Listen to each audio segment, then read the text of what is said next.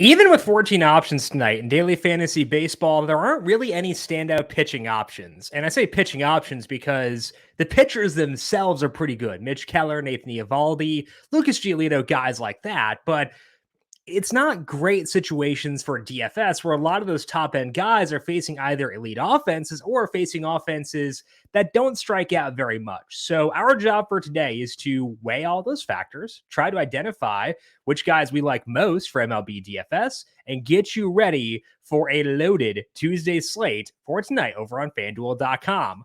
Welcome on into the solo shot. That's right here on the FanDuel Podcast Network and numberFire.com. My name is Jim Sonis. I am a senior writer and analyst for numberFire, here to break down Tuesday's 14-game main slate with lock set for 7:05 p.m. Eastern for today. The one weather note on this slate is that there is a chance of rain in New York for the Mets and the White Sox. They should be good to go by game time, but I would check back on the timing of that rain later on to make sure that is indeed the case. We'll dive into the pitching options and much more here in just 1 second. But first, a reminder to make sure you're subscribed to the numberFire Daily Fantasy Podcast feed wherever you get your podcast. Coming up later on today, we're going to have our DFS preview of the Open Championship for PGA DFS via myself and Brandon Gadula. That will be here on the DFS feed, but also live on the FanDuel YouTube page at noon Eastern on Tuesday. So if you want to watch live, noon Eastern Tuesday on the FanDuel YouTube page, that show will also go up over on FanDuel TV Plus if you want to watch it there. So make sure you download FanDuel TV Plus on Amazon Fire, Apple TV, or your Roku device. Check out the FanDuel YouTube page, or just check us out here on the numberFire Daily Fantasy Podcast feed. And if you like what you hear, leave us a 5-star rating on Apple Podcasts or Spotify. The U.S. women's soccer team is taking on the world, and you can take home bonus bets every time they win with FanDuel, because right now, new customers get $100 in bonus bets guaranteed, plus another $10 in bonus bets for every Team USA win. Sign up between now and August 3rd. Then place your first $5 bet to unlock your bonus bets. That way, you'll be all set to bet on everything from the total goals to player props all tournament long. However you want to play, don't miss your chance to get $10 in bonus bets for every Team USA win, plus $100 in bonus bets guaranteed. Make every moment more with FanDuel, America's #1 sportsbook.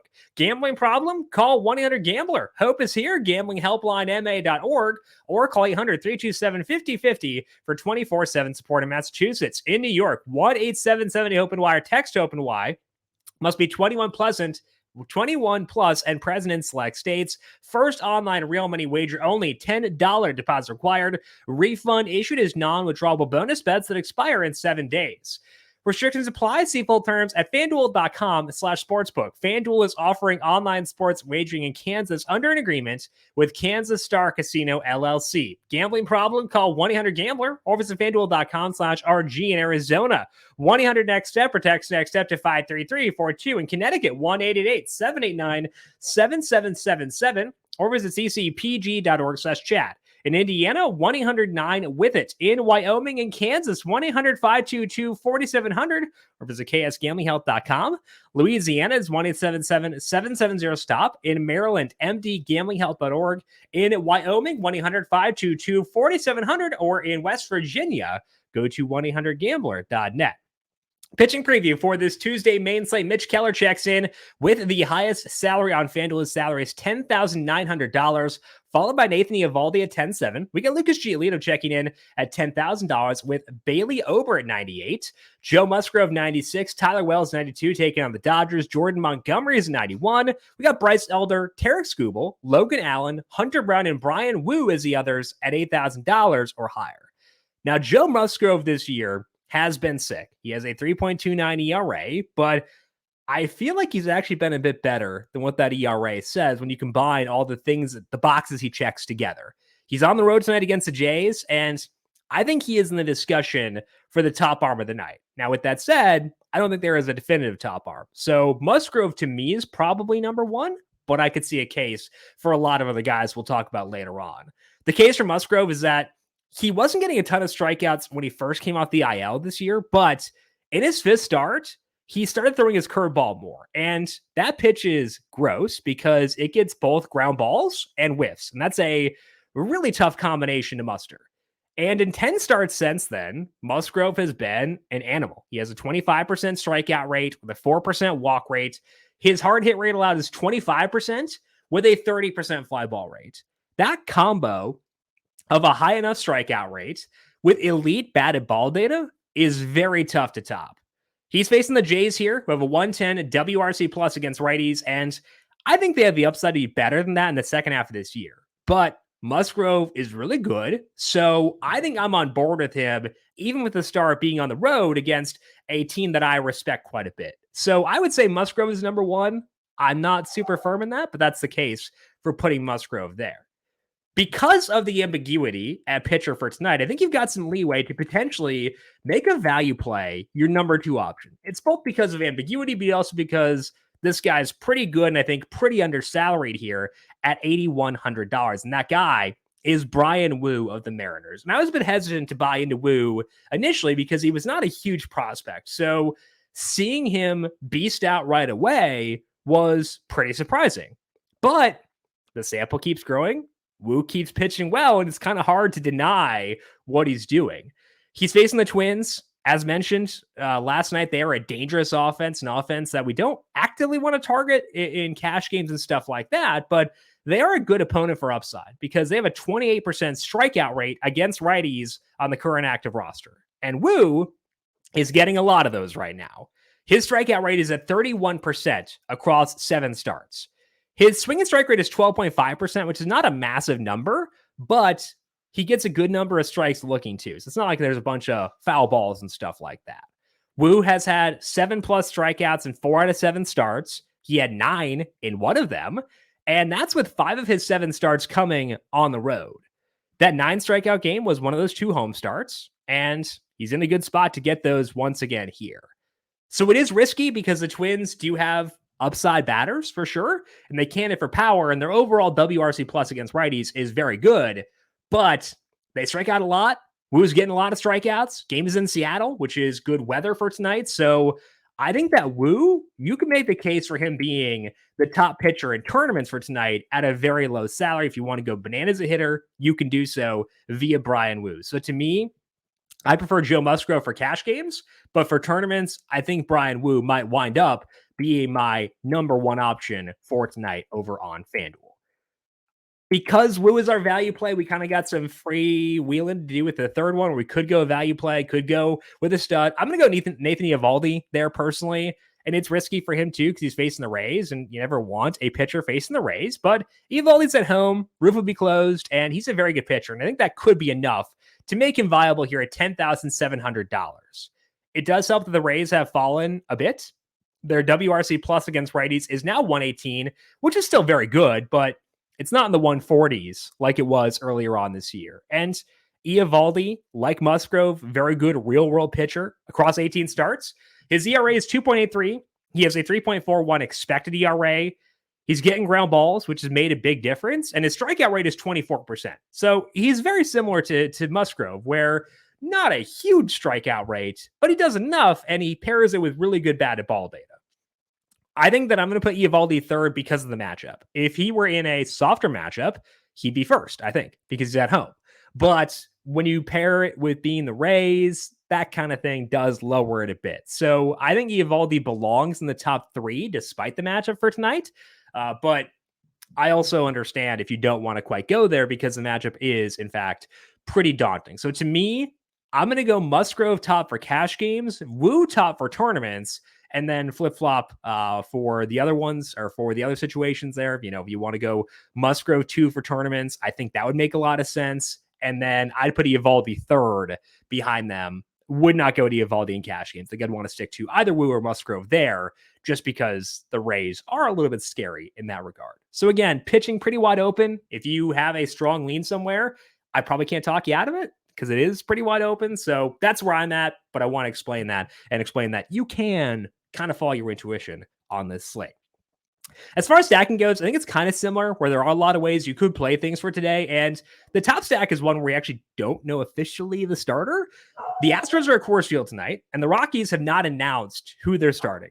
It seems like it will be Noah Davis, and I'm going to talk about it as if it is Noah Davis, but be sure to check back on that later to make sure he does wind up being officially announced as the Rockies starter.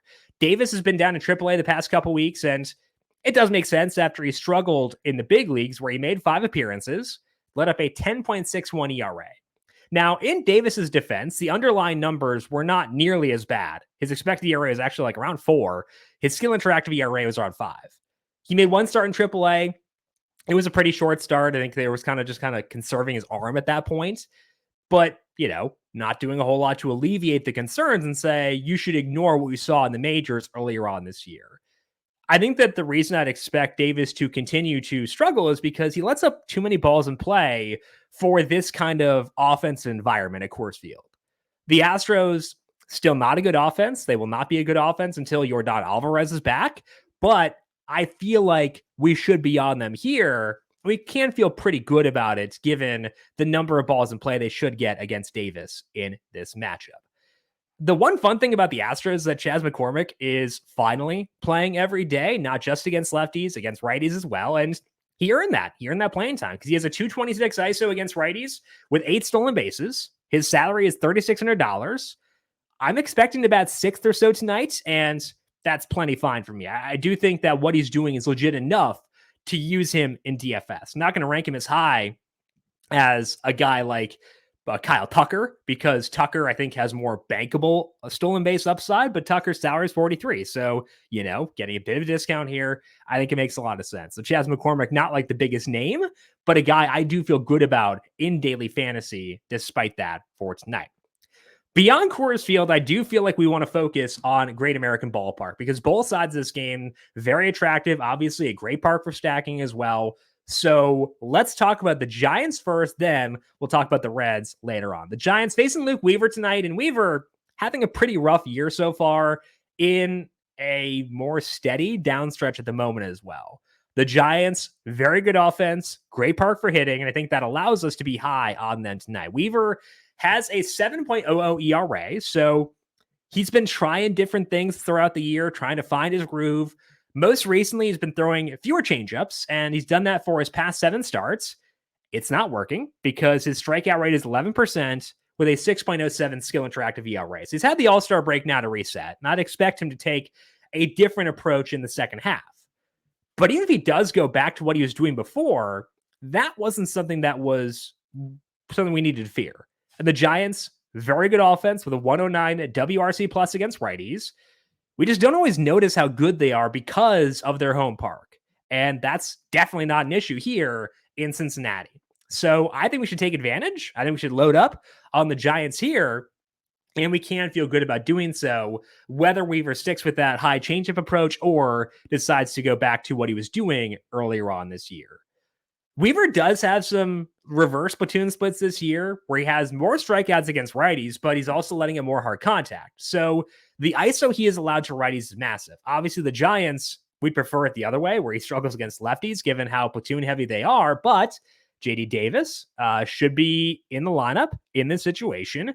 His ISO against righties is shot way down to 152 this year, but he showed earlier this year he can hit for power against righties, especially when he's in a non-black hole park in San Francisco. So I'm going to be on the Giants here, going to be on JD Davis specifically, just Dongs Davis on Dinger Tuesday. I feel like it's destiny. So JD Davis, a focal point for me within this Giant stacks because Weaver has struggled with righties. If Davis is in there, it's no huge loss because, again, lefties are fine against Weaver too, but would be intrigued by getting Davis in there if he were to start. Other side of the game is the Reds facing Anthony DeSclafani. DeSclafani coming out the IL. He did make 1 rehab start, but I'm curious how much of his struggles before his IL stint were due to the shoulder injury that got him on the IL. If the time off does not cure DeSclafani, I think the Reds could be a pretty good option here. DeSclafani had been leaning heavily on his slider before his injury. It's a 7-start sample, and he lit up a 41% hard hit rate with a 36% fly ball rate. Those numbers are not terrible, but they're paired with an 18% strikeout rate. And when you have a lower strikeout rate paired with non-elite batted ball numbers, it can get you in trouble, and it definitely did with DeSclafani. He had a 6.27 ERA in that time, led up 3 home runs in his final start, and obviously he then went on the IL. which may mean that DeSclafani is better now than he was at that time. But again, it's a tough environment for batting. It's a tough environment for pitching, I should say. And the Reds, they've slipped off a bit, but still a 101 WRC plus against righties. So I really don't mind stacking them here to see what they can do. The one note here is because of the suspended game last night, we may not get the official batting lineup for this game until a bit later on. The suspended game will be resuming, I think around 5:20 Eastern or so, or 5:40 Eastern. So that's going to complicate things at least a little bit, where they may not have the right lineup out in time, but it's in the top of the 8th inning. Hopefully they get that game in pretty fast so we can get that lineup in for the second game. But just be aware that may get a little bit dicey. We getting that lineup in before first pitch, or before lock at 7 p.m. But still do want to try to get it in there because it is a pretty fun stack for tonight on both sides. Things to watch on this slate. I couldn't quite get to Mitch Keller tonight for DFS. Obviously, he's having a very good year, but strikeouts have been down recently. He's facing the Guardians, who never strike out. It's a slate where Keller may be the best actual pitcher on it, but for DFS, I think those two downsides were enough to put him below the others to me. Below Eovaldi, despite a tough matchup. Below Musgrove, despite a tough matchup on the road. I think the strikeout concerns were enough to put those guys above him for tonight. I could definitely be into stacking the Orioles tonight. They're facing Michael Grove, who still hasn't quite reined in the hard contact. He's been a bit better recently, but some of that has come against lesser offenses. And Baltimore is not that. It is hot in Baltimore once again today. They can hit righties very well. So I think that Baltimore is another stack to at least consider on this slate, going up against Michael Grove out there in Baltimore. Finally, the Braves have a massive implied total, which is easy to understand because they're facing Zach Davies, whose ERA is somewhere in the 6 range, but batted ball data for Davies better than you would think. It's very hot in Atlanta, and the Braves offense is absurd. So I'll be on them, definitely okay with them, but I'm not quite as high on them as others, and will likely wind up a bit lower on them than the public. Just prefer other teams to discuss, especially if they're going to come in a little bit lower rostered than the Braves for tonight. 14-game slate, that means that the highest roster rate for any stack will be a bit lower than usual because it's kind of more spread out in general, but still do think I want to look elsewhere in hopes that the Braves do wind up being very, very popular for tonight. Let's finish up here with some dinger calls for this Dinger Tuesday over at FanDuel Sportsbook. I think that I do want to focus on some of the guys we discussed. And to me, that begins with Chas McCormick. It's a boring one because it's at Coors Field, and obviously that'll be boring. Also kind of annoying because the Rockies have not announced a starter yet. We don't actually have odds for that game over at FanDuel Sportsbook as of yet. So keep that in mind, a bit boring. But Chas McCormick will be the boring dinger call for today. For the fun one, let's go JD Davis. His home run odds at FanDuel Sportsbook are way too short. So this is not a recommendation to bet him to hit home run for tonight, but I do think that the platoon splits of Weaver are important. I think that Davis showed earlier this year he can hit for power against righties. I think he should bat third in this lineup at a great park for batting. So we'll go just Dongs Davis on Dinger Tuesday because I feel like I kind of have to at this point. So home run picks for today, Chas McCormick and Jock Peterson. Happy Dinger Tuesday to all who celebrate. That is all that we have here for today on the Solo Shot. As mentioned, we are back later on today, breaking down the Open Championship. Get that on the FanDuel YouTube page, noon Eastern, or after the fact on the FanDuel YouTube page, FanDuel TV Plus, or the numberFire Daily Fantasy Podcast feed.